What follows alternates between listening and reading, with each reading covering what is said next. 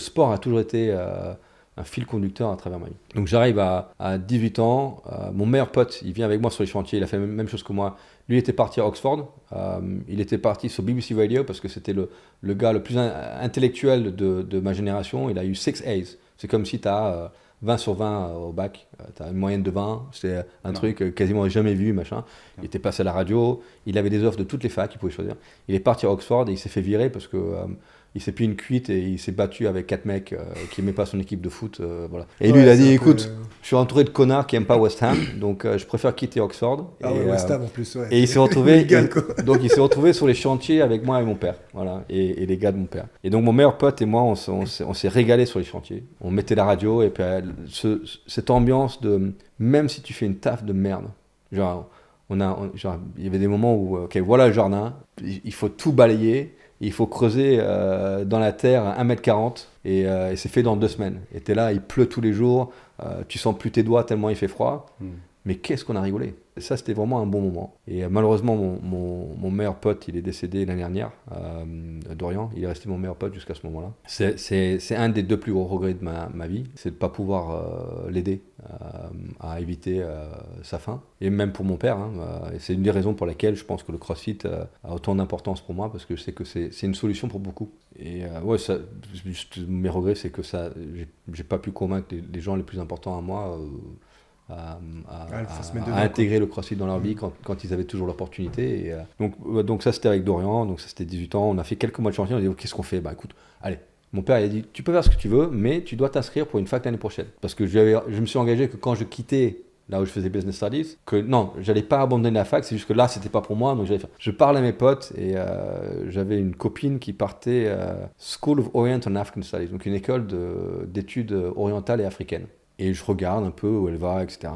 Et il y a du droit. Tu gagnes de l'oseille, c'est cool ça. Ouais, c'est bien. Et mes parents, si je leur dis que je vais faire du droit, ils vont être contents et tout. Donc, allez, ça coche des cases. Allez, je vois. Je mets une application, je dis jamais de la vie, ils vont prendre un mec qui est parti au bout de 2 mois. Machin.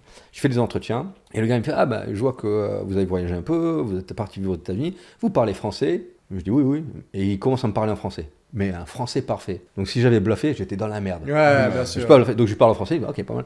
Ah, t'as mis que tu parles espagnol. Et là, je fais, oui, et je dis jamais de la vie, il va me parler. Et il me parle en espagnol. Je fais, ah putain, le mec, et on échange en espagnol et tout. Et donc là, je me détends, tu vois, je suis dans mon zone de confort avec les langues et tout. Et puis, parce qu'en fait, j'avais ma tante du côté de ma mère qui vivait en Espagne. Donc j'avais fait quelques vacances, donc mon espagnol était pas du tout pourri. Et je sais pas comment c'est fait. Je dis que le bon Dieu m'a dit, mais j'ai eu l'offre pour aller faire du droit. Mais avant le droit, il restait encore quelques mois et avec mon pote on a dit allez on va en Australie, je sais pas on va gambader, on y va avec nos sacs à dos et puis on va s'éclater. On n'avait pas de plan du tout, c'était juste d'atterrir à Melbourne et puis de rentrer avant la fac, c'est tout, c'était ça le plan. On avait nos économies d'avoir travaillé sur les chantiers avec mon père et on part en Australie et ça c'était vraiment une belle aventure et j'encourage tous les jeunes avant de prendre des responsabilités et de s'ancrer, c'est de voyager. Ça t'ouvre les chakras, ça t'ouvre tout ce que tu veux, tu rentres moins con, tu fais moins d'erreurs, tu as une meilleure compréhension des gens avec qui tu vas travailler, de tes prospects, de tes futurs clients, juste du voyage. Donc on a fait ça quelques mois, on s'est régalé pendant plusieurs mois. J'avais plus de thunes.